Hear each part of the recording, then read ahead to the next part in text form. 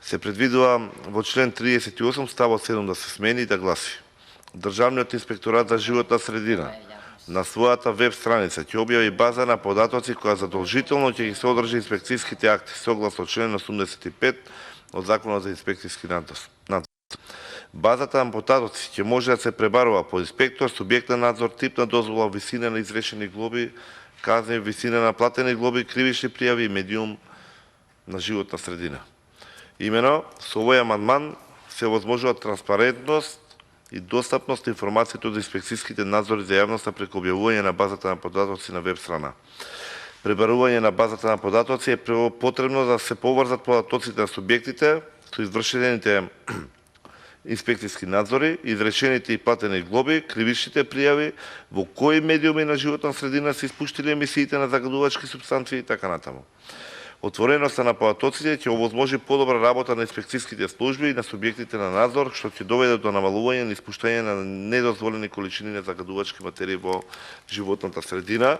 и е во насока на она наша континуирана заложба заедно со граѓанскиот активизам, за што е можност големена транспарентност во работењето на институциите, особено имајќи преди што објавувањето или достапност на ваков тип на база на податоци до јавноста и како би допринело во уште подобар и поголем граѓански активизам во насока на контрола или на превенција на загадувачите. Но исто така можеби на достапност на тие соодветни истражувања кои што би биле направени, за кои што веќе зборевме претходно, кои што како имаат органите корис до сега, да мислите колку потенцијални нови документарци би произлегле доколку има достап до ваков тип на податоци. Се разбира,